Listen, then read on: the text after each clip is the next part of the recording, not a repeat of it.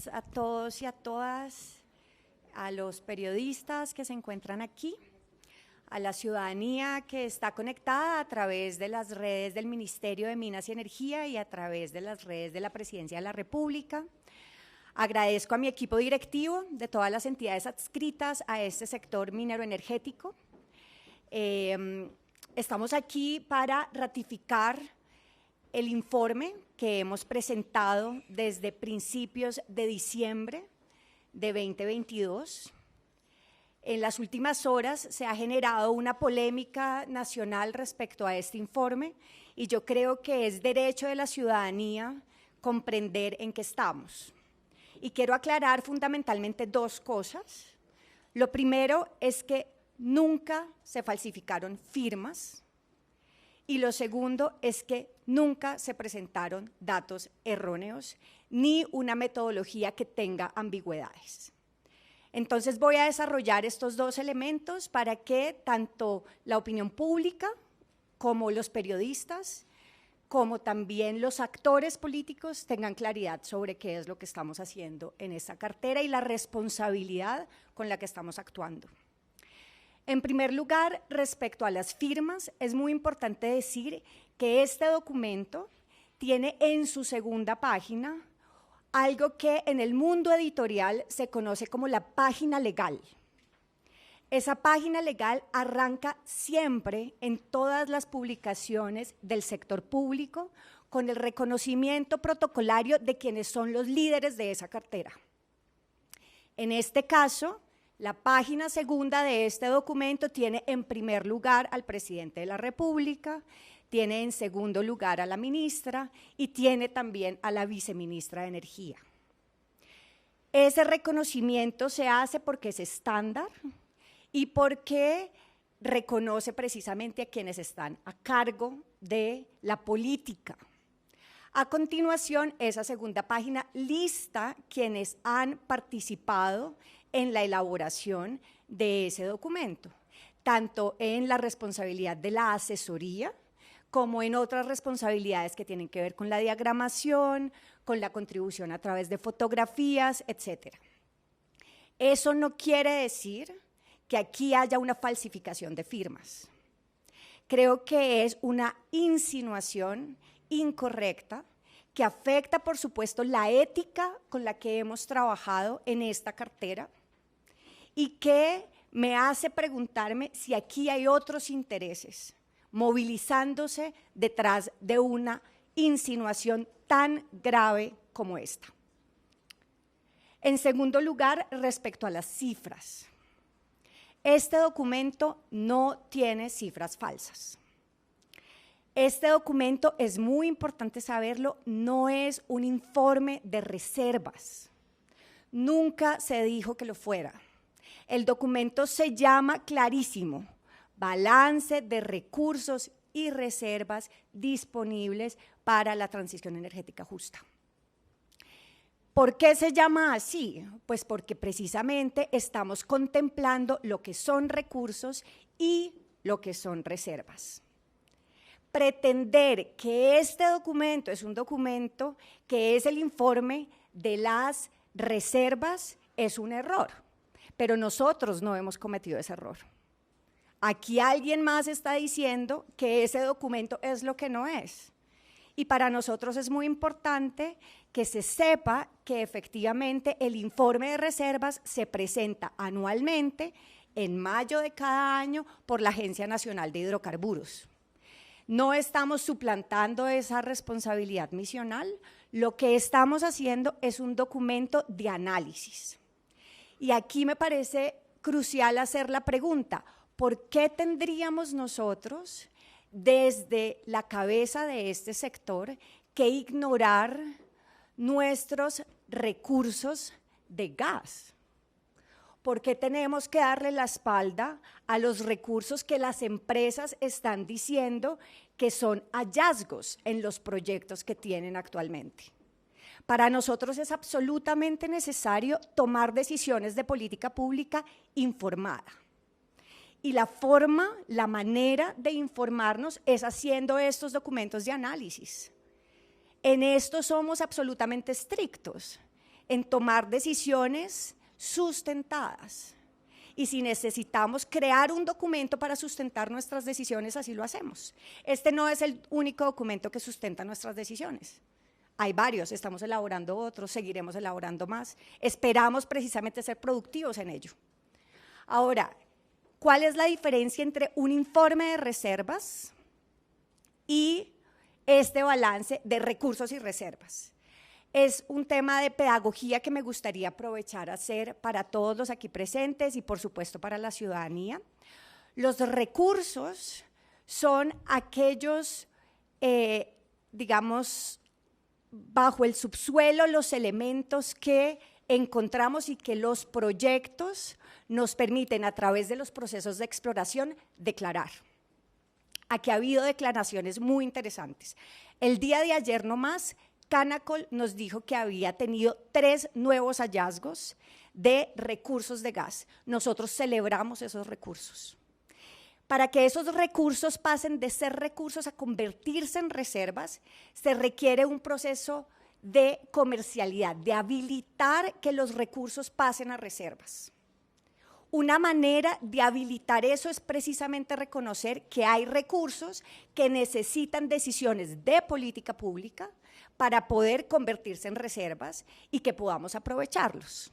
Para nosotros el documento que realizamos, que ha sido público, ha estado en la página web desde principios de diciembre, tiene esa función.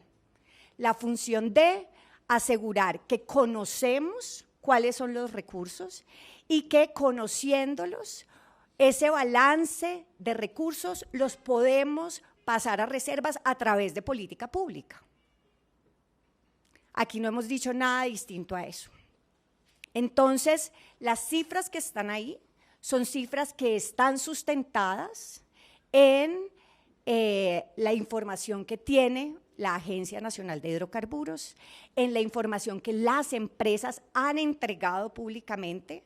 Ecopetrol ha entregado esa información, lo ha hecho también Shell. Entonces aquí no le estamos mintiendo a nadie y desinformar de esa manera, como si así lo estuviéramos haciendo, es una irresponsabilidad con el país. Y en eso queríamos ser absolutamente claros. Lo último tal vez para decir es que aquí estamos empeñados en hacer una transición energética justa que necesita tener conocimiento técnico y ese conocimiento técnico es un conocimiento integral de todas las instituciones que hacen parte de este sector. Aquí no se trata de personalismos ni de mesianismos. Aquí somos un equipo de trabajo, porque la transición energética justa necesita esa integralidad. Y con esa responsabilidad de integralidad estamos aquí puestos, este equipo súper profesional, súper cualificado y súper técnico, precisamente avanzando para el país, para hacer Colombia potencia mundial de la vida. Estoy aquí para responder sus preguntas. Muchas gracias.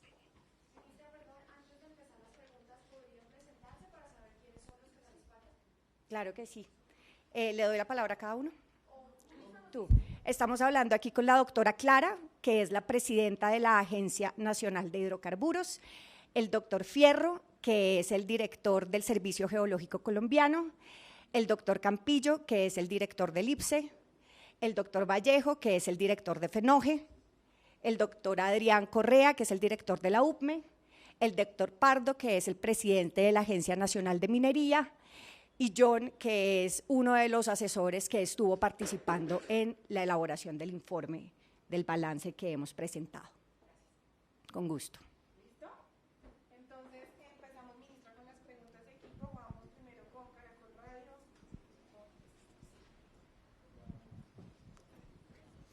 Ministra, buenos días. Buenos Ministra, días. usted dice que en la segunda página del informe hay unos nombres y que ese es un procedimiento estándar, pero dijo también que esos nombres aparecen allí si han colaborado con el informe. Yo quisiera saber cómo es que la viceministra Belitza le dice a Caracol Radio que ella no conoció el informe. Otro alto funcionario que no tengo autorizado a revelar su nombre le dijo a usted lo mismo, que no quería participar, que no estaba de acuerdo con su elaboración. ¿Por qué aparecen allí? si no participaron de ninguna manera en el informe? Y lo otro que le quiero preguntar, que tiene que ver con esto, es quién de la Agencia Nacional de Hidrocarburos participó en el informe. Si lo hizo, por ejemplo, el doctor Alejandro Niño, que aparece también allí, en esa primera página. Bueno, entonces, lo que llaman la página legal, que explicaba yo, es una sección estándar en el mundo editorial. Esa página estándar se compone de unos reconocimientos protocolarios, que son el reconocimiento protocolario a quienes son los líderes de la política. Es decir, tenemos ahí el reconocimiento a quien es el presidente de la República, el doctor Gustavo Petro. Por supuesto, Gustavo Petro no participó en la elaboración del informe, pero se le hace el reconocimiento porque de manera estándar, todos los documentos, ustedes pueden revisar los documentos de todas las instituciones públicas, tienen ahí nombrada su línea de jerarquía política. Ahí también está mi nombre y está el nombre de la viceministra, porque ella hace parte de esta cartera. Está también el nombre de quienes participaron de la elaboración en algún sentido de este documento. ¿Qué quiere decir en algún sentido? A manera de asesores, a manera de que provieron insumos, hicieron retroalimentación, estuvieron participando en la edición, participando en las fotografías, etcétera. Entonces, digamos que tiene esos dos elementos, esa página que es la página legal. Ahora, respecto a la pregunta de si se conocía o no se conocía el informe. Este informe es un proceso de elaboración que se ha liderado desde el Ministerio de Minas y Energía de manera pública. ¿Qué quiere decir de manera pública? Nosotros tenemos unos comités directivos periódicos en donde se habló con la viceministra presente sobre este documento. Se expusieron los avances de este documento. Siempre fue público que lo estábamos elaborando y siempre fue público que quienes estaban liderando desde el Ministerio de Minas y Energía este documento eran dos personas a cargo, que son Leonardo y John. Esto nunca se hizo a espaldas de nadie, ¿sí? Eso es muy importante también que se sepa. El documento además fue expuesto el día de la moción de censura. El 23 de noviembre se habló abiertamente de estos resultados y eso fue público para la ciudadanía, para los actores políticos, para los miembros del ministerio. Nadie nunca pidió ser removido del documento, nadie nunca nos dijo estar en desacuerdo con el documento. Entonces, esa información que se está promoviendo realmente es una desinformación. El documento está colgado en la página web desde principios de diciembre de 2022, es decir, hace más de un mes. Si alguien hubiera querido que se le removiera de ese documento, se le pudo haber removido, pero nadie nunca nos dijo, ni que estuviera en desacuerdo, repito, ni que quisiera que removiéramos su nombre de ahí. Nunca ningún asesor me dijo que estuviera en desacuerdo con ese informe, nunca. Así es, vamos con Blue Radio, Marcela. Detrás de la... Un segundo, qué pena, estrello aquí la cámara del compañero. Ministra, mucho gusto, Marcela Peña de Blue Radio. Le quiero preguntar, ese informe incluye los recursos que entiendo son los contingentes y los prospectivos. Esos recursos tienen una alta incertidumbre. En concreto, ¿usted qué va a hacer para que eso se convierta en reservas? Y no es un riesgo para el país confiarse en tomar decisiones hoy de recursos que no sabemos cuándo van a estar listos para poderlos sacar del subsuelo. Efectivamente, el documento incluye tanto las reservas probadas en categoría P1, P2 y P3, como los recursos contingentes y prospectivos. Decidimos respecto a los recursos contingentes tomar solo 3 proyectos, que son hallazgos de Uchuva, de Gorgon y de Sinú 9. No todos los recursos contingentes, sino solamente de esos 3 proyectos. ¿Por qué de esos 3 proyectos? Porque tuvimos la oportunidad de reunirnos con las empresas y de claramente establecer qué es lo que se necesita en términos de política pública para pasar esos recursos a reservas. La pregunta es muy buena en el sentido en el que permite precisamente explicar que para nosotros pasar de recursos a reservas se necesitan decisiones de gobierno. Por ejemplo, la más importante de ella tiene que ver con el tema del transporte de gas. Tanto los recursos de SINU 9 como los recursos offshore necesitan unas señales regulatorias respecto al transporte de gas. Y esas señales regulatorias son de las que tenemos que estar tomando con la CREC en el transcurso de este año. Y lo hemos priorizado en el cronograma de plan de trabajo con la CREC. Entonces es un asunto que tenemos absolutamente priorizado, pero que no podríamos haberlo priorizado si no hubiéramos establecido cuáles son esas necesidades. Entonces, con eso decir que reconocer que hay unos recursos que requieren unos esfuerzos políticos y regulatorios es lo que nos ha permitido también definir cuál va a ser la agenda de trabajo en organismos como la CREC. Pero le insisto, ¿no es arriesgado confiarse, en este caso, en gasoductos que todavía no se han construido? Aquí no estamos hablando de que nos estamos confiando en nada. Aquí estamos hablando de que teniendo ese panorama, teniendo ese visor del potencial gasífero del país, estamos tomando decisiones. Confiarse es quedarse con los brazos cruzados y no hacer nada. ¿Sí? Nosotros aquí lo que estamos haciendo es, aquí hay unos recursos, necesitan acciones de gobierno. ¿Cuáles son esas acciones? En este caso son acciones regulatorias, tenemos que tomarlas. Confiarse significaría pensar que ahí están esos recursos que mágicamente se van a convertir en reservas y no es lo que estamos haciendo. Vamos con los usuarios de Caracol Televisión.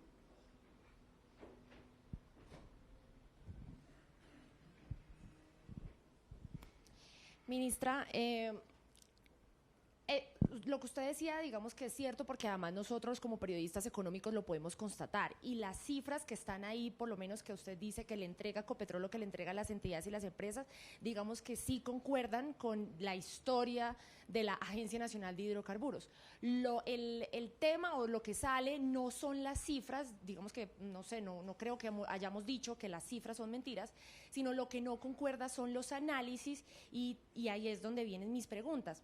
Lo primero es que cuando usted dice que pues en la página hay muchas personas que simplemente están ahí por reconocimiento, pero pues que no están detrás del informe, solamente hice el ejercicio, por ejemplo, con una persona que dice ser el encargado de la fotografía y dice estar en la agencia, en la Asociación Colombiana de Petróleos. Me fui hasta allá, pregunté y resulta que la misma Asociación Colombiana de Petróleos asegura que ellos nunca colaboraron en nada, que ellos no otorgaron ninguna fotografía y que simplemente pues esa persona que está ahí tal vez lo que hizo fue coger una base de datos que es pública y lo añadió al informe.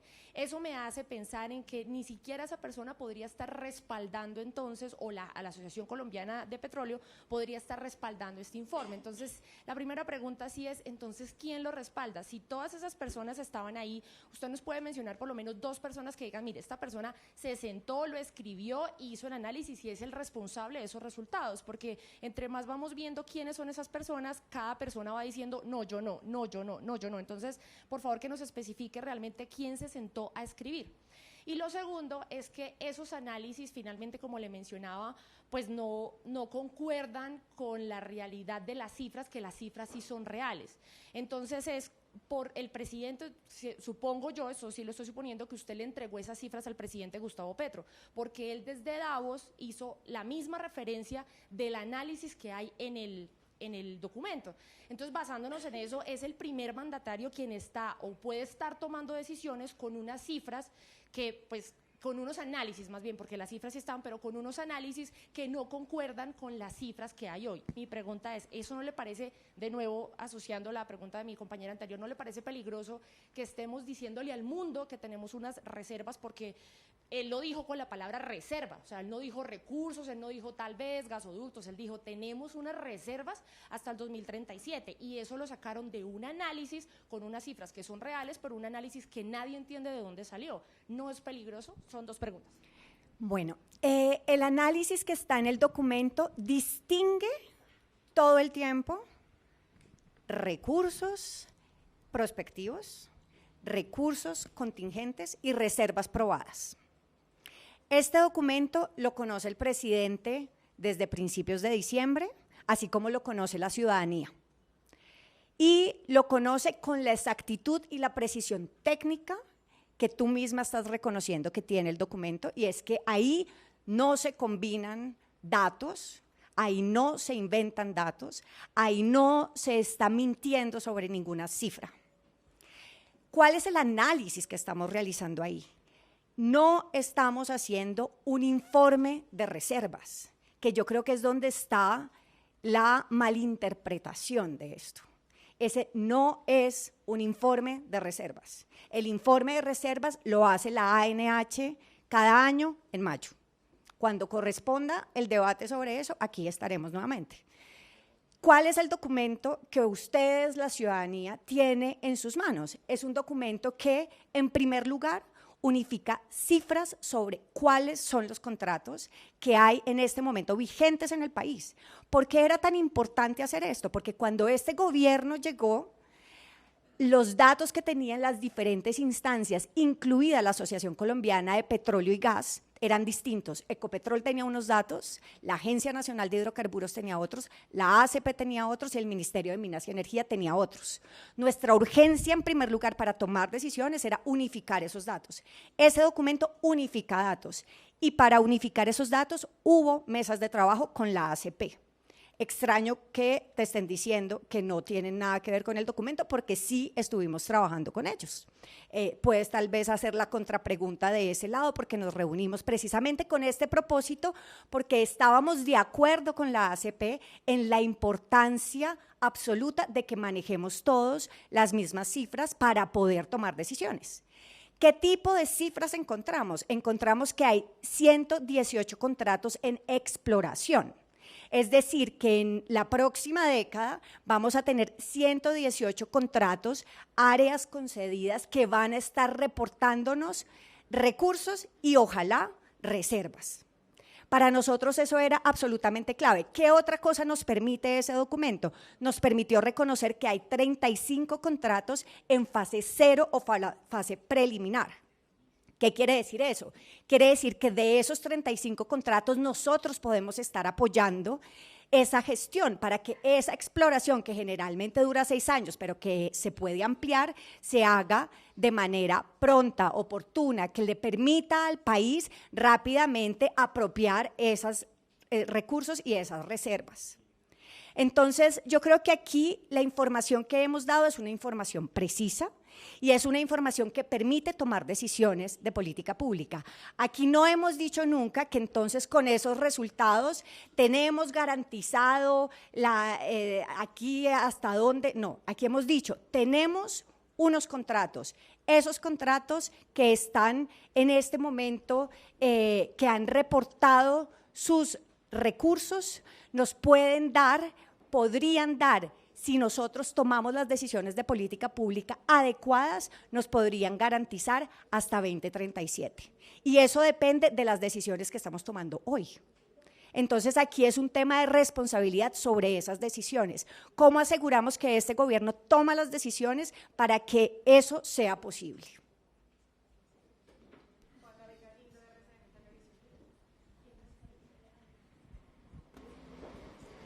Hola, ¿qué tal? Buenos días.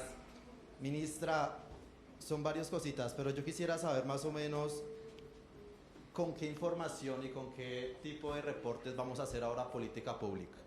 Teniendo en cuenta que si van a hacer este tipo de informes que se desarrollan ustedes aparte o los informes periódicos que se hacían, por ejemplo, como los de reservas. ¿Por qué? Porque es que este informe que ustedes presentaron, en el cual hablan de los contratos y demás, va incluso en contra de lo que es el anexo del Acuerdo 11 de 2008 de la ANH, que dice que no hay que mezclar para hacer cálculos y política pública recursos de pozos probables, posibles, además de los recursos tampoco contingentes y los recursos prospectivos. Entonces me parece que es muy importante que le aclaremos a la opinión pública.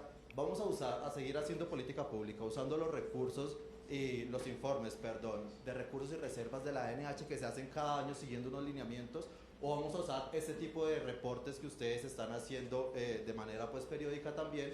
¿Por qué lo digo? Porque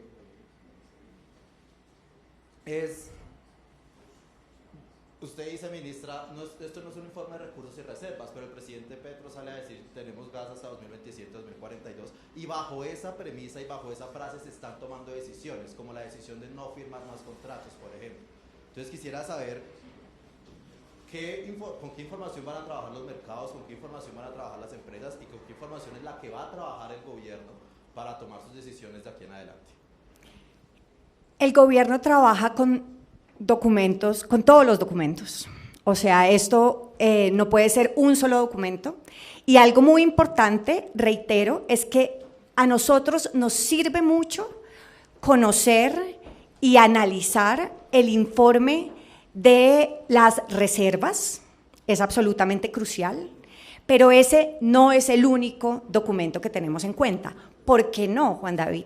Porque nosotros necesitamos reconocer también que hay unos recursos disponibles que requieren acciones de política pública. Si nosotros basáramos nuestro análisis solamente en las reservas, sería un análisis absolutamente parcial. Y aquí entonces me parece que vale la pena preguntarse por qué queremos darle la espalda al balance del potencial gasífero del país. Nos están pidiendo que nosotros tomemos decisiones dándole la espalda a ese potencial gasífero, dándole la espalda a los recursos que tiene el país.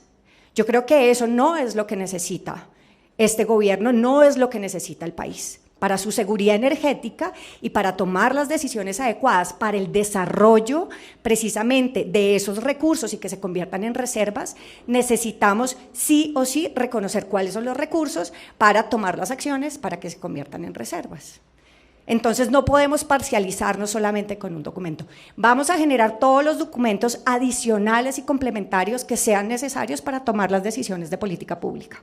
Eso nos parece que es lo más responsable con el país. Y aquí aprovecho para decir una cosa, y es que hay un informe de la UPME, que es el informe, se llama el Estudio Técnico del Plan de Abastecimiento de Gas Natural, fue publicado en 2020, y es un informe donde también se incluyen este tipo de análisis de los recursos prospectivos de gas natural. Es decir, aquí no nos estamos inventando la rueda. Aquí lo que estamos haciendo es tomemos esos elementos y hagamos un análisis que sea integral y que hoy nos permita, en el marco del gobierno del cambio, tomar las decisiones adecuadas. Buenos días, ministra. Tengo dos preguntas. La primera es, entonces usted está corrigiendo lo que dijo el presidente en Davos, porque él sí está hablando de reservas hasta 2037-2042. Él allá no nos hizo la diferencia entre recursos y reservas. Y la segunda es buena noticia que ustedes estén hablando de una política pública que nos ayude a, por ejemplo, priorizar un gasoducto que nos ayude a traer ese gas offshore. Pero, ¿qué va a pasar en el caso de que, de todos modos, pues no sé, las empresas decidan que no es costo eficiente sacar ese gas, o que, como nos pasa con muchas otras obras de infraestructura, se demore muchos años el proceso de consultas previas y demás para construir ese gas? ¿Cómo vamos a asegurarle el gas a las familias que por ley tenemos que garantizarle que sea asequible y confiable el servicio? Sí. Lo primero, nosotros tenemos reservas P1, o sea que son las de máxima probabilidad hasta 8 años. Entonces, eso es lo que tenemos de tiempo para asegurar que recursos que existen los podemos convertir en reservas. Eso nos da una franja de tiempo para acelerar las decisiones de política pública que sean necesarias. Nosotros estamos en este momento identificando cuáles son esas decisiones de política pública. Por ejemplo, el transporte de gas. Y lo que creemos es que al respecto es muy importante que estemos todos alineados y que asimismo la CREC, la UPME, la Agencia Nacional de Hidrocarburos, todos estemos actuando en esa dirección que nos va a permitir que esos recursos se conviertan en reservas. Esa distinción entre recursos y reservas es una distinción, como lo explicaba antes, digamos, uno es un concepto económico cuando ya se adquiere la viabilidad comercial de lo que son los recursos, entonces ahí se convierten en reservas. Esa información así distinguida de esa manera está en el informe que es público, lo hemos insistido nosotros mismos desde el momento de la moción de censura, ahí explicamos cuál era la diferencia y cuáles eran los diferentes datos también que teníamos al respecto. Y es importante decir que toda vez que los recursos son una cosa y las reservas son otra, los datos de reserva cambian permanentemente, porque cambian las condiciones en las cuales los recursos se convierten en reservas. Eso quiere decir que puede que las reservas se aceleren y se vuelvan, tengamos más reservas antes, dependiendo de la política pública, o que se desaceleren. Esta fluctuación depende precisamente de esa capacidad que tengamos para hacer comerciales los recursos que tenemos en el país. Entonces, esto va a seguir cambiando y nuestro objetivo es que cambie para bien, es decir, que cambie para ampliar y acelerar las reservas para el país.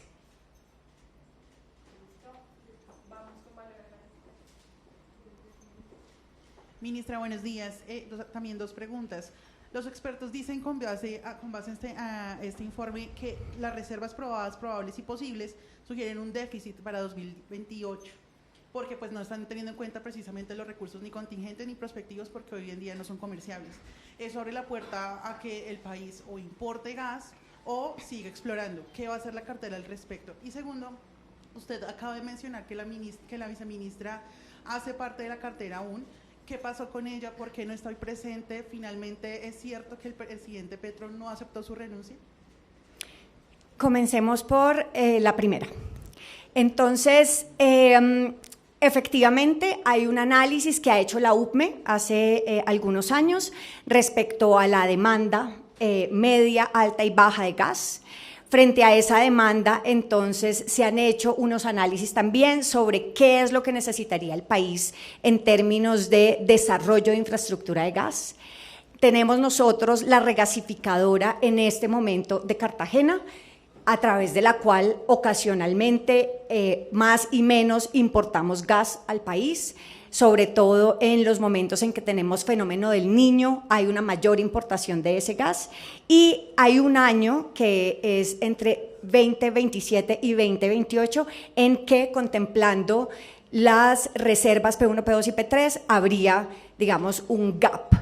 Ese gap está creado desde hace años y tiene que ver con lo que la compañera periodista también hablaba, del retraso que ha tenido el desarrollo de las infraestructuras. Frente a ese gap, ¿qué podemos hacer hoy?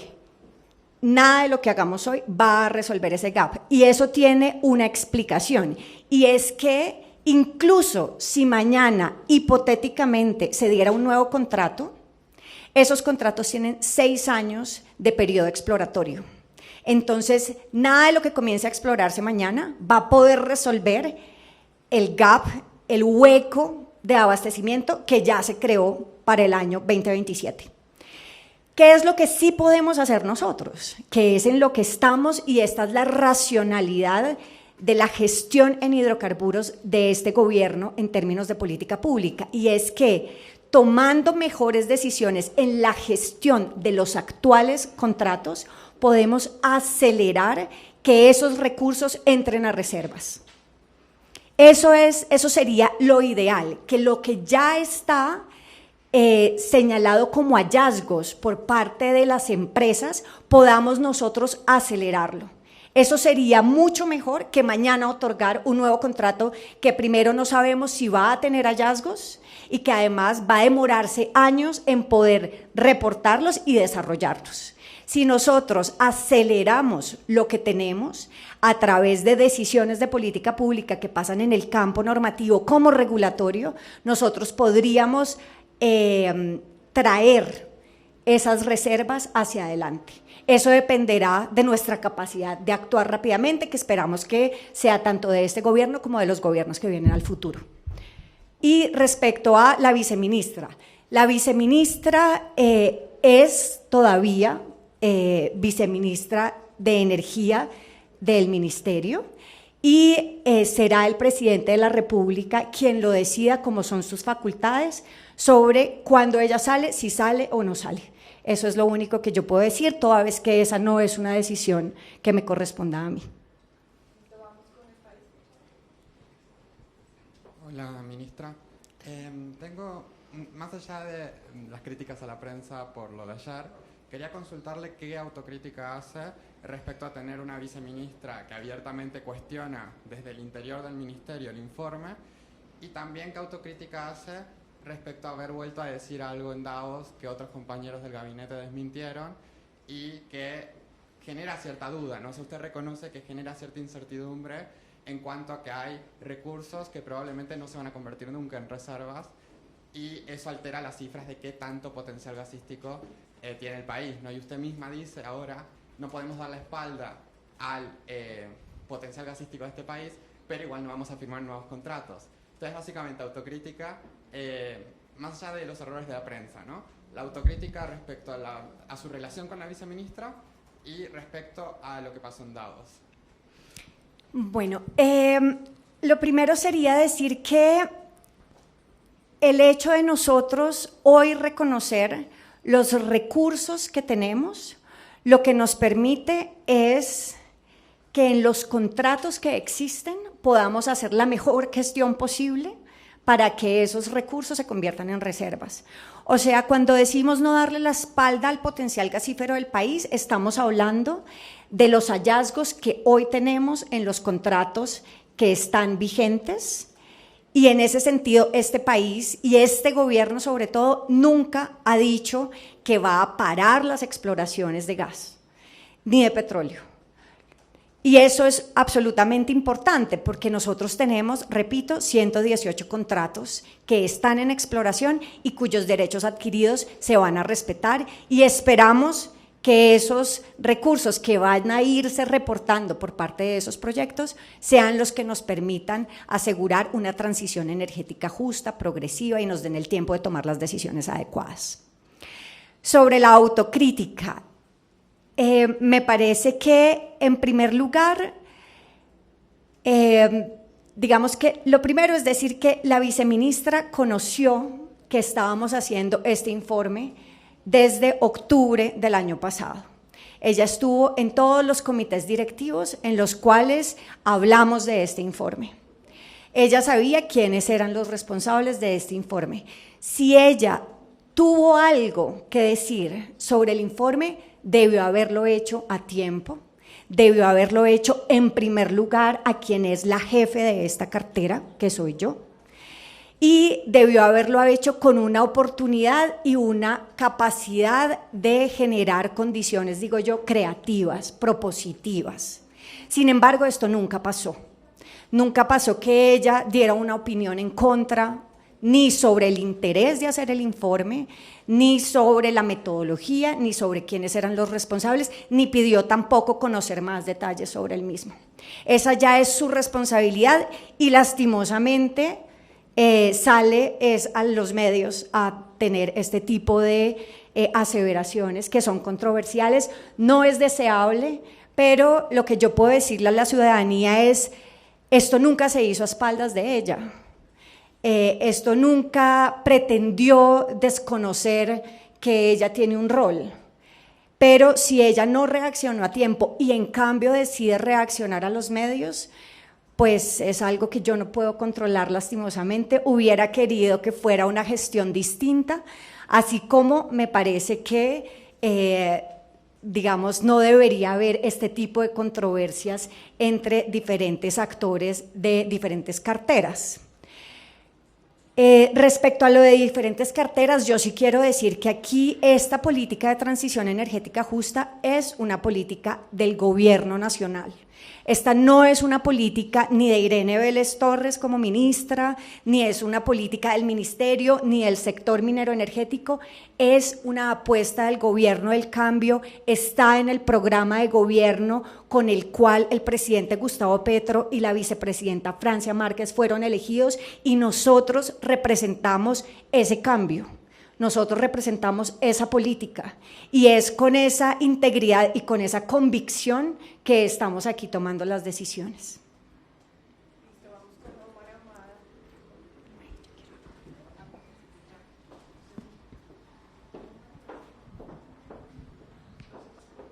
Ministra, buenos días. Omar Ahumada, de Portafolio. 3 cosas muy puntuales. Ustedes en el documento hablan de autosuficiencia 2037. ¿Cómo compagina eso con decir que son recursos prospectivos y quienes entienden la jerga petrolera saben que autosuficiencia es con reservas 1P, porque es lo que se conoce y está lo más cierto posible? Segundo, el tema del offshore, lo están contando como unos recursos potenciales, pero ¿cómo están midiendo los riesgos de que eso no se desarrolle? Porque este país vive lleno de barreras para el desarrollo de proyectos de esta magnitud y esta envergadura. Estamos viendo problemas en el tema de las conexiones energéticas, salen comunidades y muy seguramente habrá personas que reclamarán su derecho en el mar, en la pesca, cuando empiecen a hacerse proyectos de magnitudes grandes, como atravesar todo un tema de transporte de gas submarino. Eso va a ser, puede ser por ejemplo, ¿cómo están midiendo este riesgo? Y tercero, el tema de los informes de Hacienda, ¿finalmente se va a esperar para tomar decisiones o no? Porque el ministro de Hacienda dijo, podemos demorarnos un año, tenemos que mirar el balance de exportaciones, el balance comercial, entonces definitivamente vamos ya a decir, hoy cerramos ya la puerta y nos exponemos a que dentro de 2 o 3 años nos toque decir no, de pronto no, podamos seguirla abriendo otro poquito. Varias preguntas, ¿no? Lo primero sería decir que en el informe, en nuestro balance de los contratos, todo el tiempo la jerga, la terminología, la semántica que estamos utilizando es una semántica que deja clarísimo que nosotros podríamos, ¿no es cierto? Podríamos, si tomamos las decisiones adecuadas, si se desarrolla la política adecuada, lograr ese autoabastecimiento. Nosotros no estamos diciendo estamos autoabastecidos. Y eso es muy importante. ¿Por qué es importante? Porque es precisamente lo que en filosofía se llama el condicional.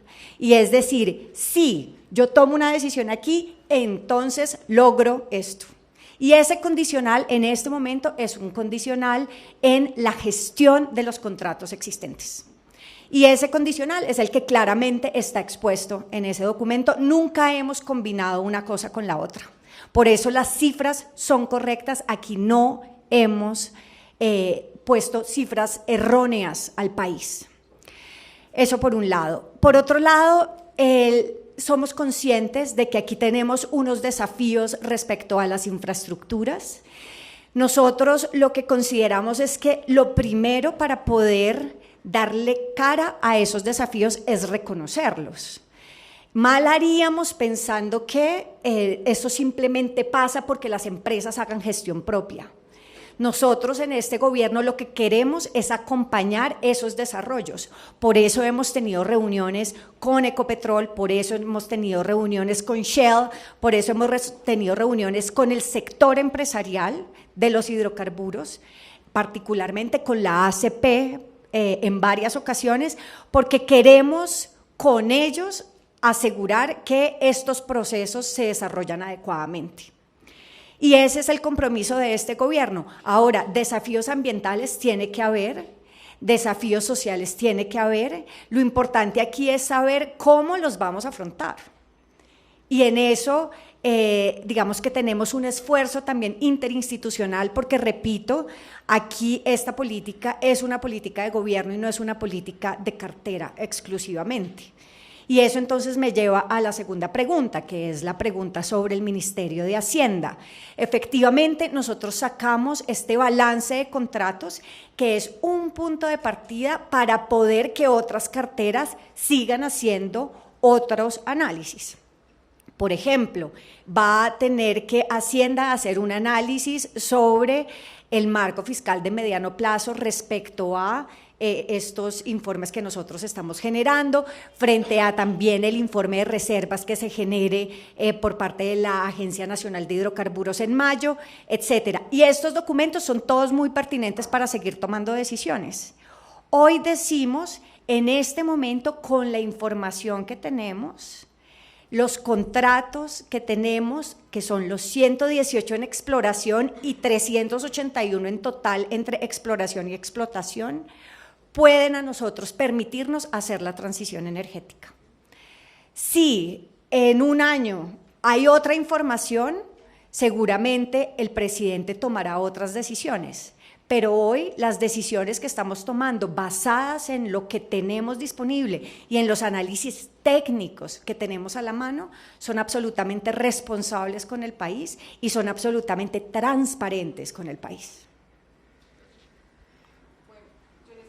Vamos a terminar con lo que acordamos, pero se había dicho que la ministra tenía que salir y por eso habíamos dejado las preguntas. Entonces, como algunos están preguntando más de una, se van a quedar los colegas por fuera. Me quedan 4. Entonces, por favor, una, corto para que podamos acabar, porque de todas formas en 10 minutos ya vamos a salir. Entonces, vamos con línea de tiempo y avanzamos un poquito más rápido. Vale, concreto.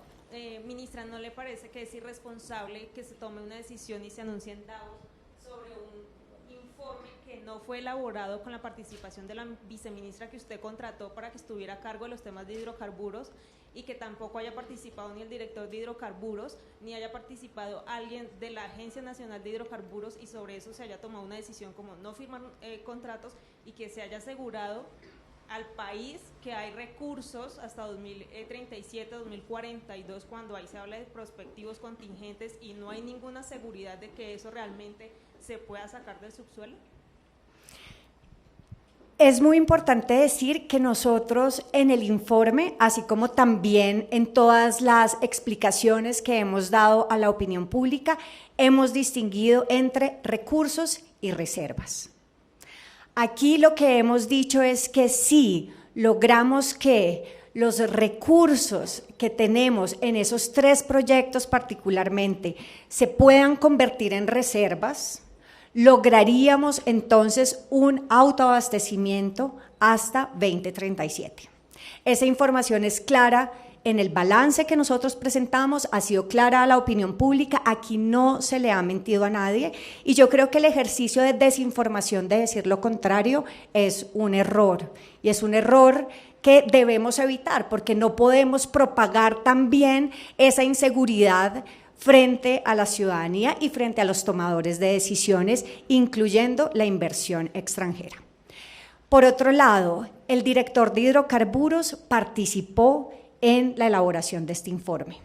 Aquí la elaboración de este informe estuvo a cargo de 2 personas, que son John y Leonardo, son 2 asesores que tenemos en el Ministerio de Minas y Energía y adicionalmente hubo diálogos y retroalimentación de las diferentes versiones, los diferentes borradores del documento en la cual sí participó el director de hidrocarburos. Entonces no sé el tiempo de dónde está sacando esa información, pero creería yo que es necesario ratificarla porque el director de hidrocarburos sí tuvo esa participación, así como la Agencia Nacional de Hidrocarburos.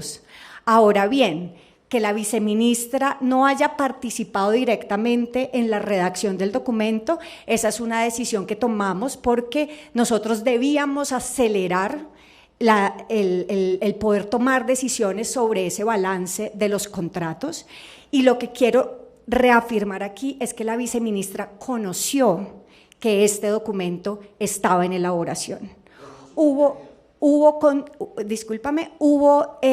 comités en los cuales participó la viceministra y todo el tiempo hubo retroalimentación sobre en qué vamos en el documento, cuánto avance tenemos, qué nos falta, con quiénes nos hemos reunido. Entonces aquí estaría mal decirle a la opinión pública que esto se hizo a espaldas de cualquier funcionario. No fue así. El 23 de noviembre hablamos en la moción de censura de este documento.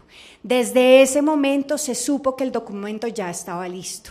La viceministra, así como ningún otro funcionario del ministerio, ha dicho que, excepto hasta ayer entiendo que salió en una emisora, nunca nos dijeron que estaban en desacuerdo con el documento, que estaban en desacuerdo con el contenido, que querían que se sustrajera su nombre del documento.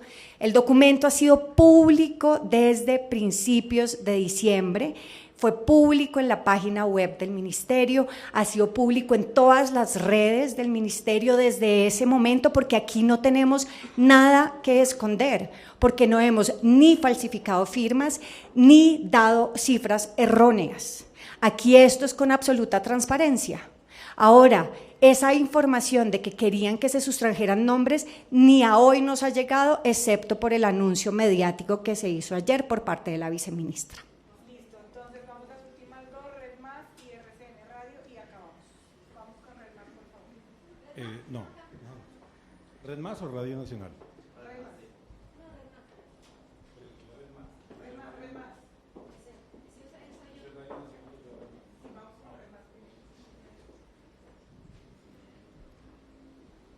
Ministra y funcionarios, buenos días. Quiero hacerle una pregunta que ya le han hecho, pero pues no ha respondido, porque usted dice que los medios están desinformando, pero el que dijo el tema de las reservas hasta el 2037 fue el mismo presidente Gustavo Petro. Entonces, digamos, ¿por qué él dijo esa información?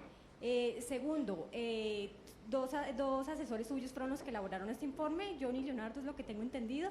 Y tercero, ¿cuántas son entonces en realidad las reservas de gas y petróleo que hay? Gracias. Bueno, comencemos por el final. Tenemos reservas P1 para 8 años. Tenemos reservas P2 para 9 años, creo que son 9.2 años. Tenemos reservas P3 para 11,4 años. Y en el documento que es público, que está publicado en la página del Ministerio, estamos haciendo un análisis adicional que nos permite comprender que hay unos recursos, particularmente de 3 proyectos, que si se toman las decisiones adecuadas pueden convertirse en reservas y que esas reservas permitirían el autoabastecimiento del país hasta 2037. Esa información es una información que es precisa en el documento y que ha sido técnicamente sustentada así con esta claridad por esta cartera desde medios escritos hasta maneras verbales como lo que estamos hoy ratificando.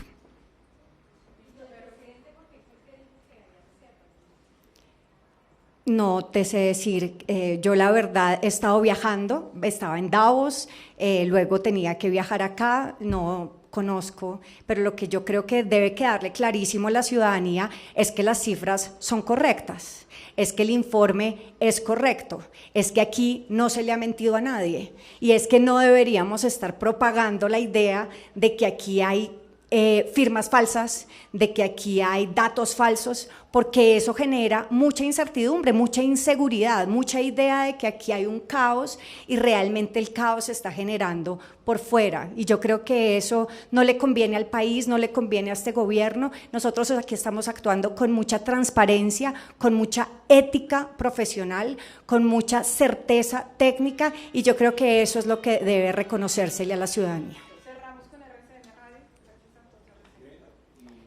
Ministra, yo tengo una pregunta y es con respecto a la decisión de no firmar nuevos contratos. Esto se consultó con el ministro de Hacienda, pues teniendo en cuenta que esto impactaría el tema de la exportación y también tengo la pregunta de cuánto tiempo tendría esta transición energética y que nos confirme y que le confirme a los colombianos que no se firmaría entonces ningún tipo de contrato de exploración. La decisión sobre no otorgar en este momento, en el panorama que hoy tenemos, nuevos contratos para la exploración de hidrocarburos es una decisión del gobierno, no es una decisión de esta ministra, es una decisión del gobierno encabezado por el presidente Gustavo Petro. En ese sentido, todos debajo del presidente Gustavo Petro tenemos que mirar en esa misma dirección. Es nuestra coherencia con este programa político y con esta política de gobierno y con esta visión de transición energética justa que está plasmada en el programa con el cual fueron elegidos el presidente y la vicepresidenta, que todos y todas, en todas las carteras tenemos que actuar. Así actuamos desde esta cartera, construyendo los elementos necesarios, construyendo las decisiones de política, construyendo las decisiones regulatorias que se requieren para que logremos esa que es una apuesta política de gobierno.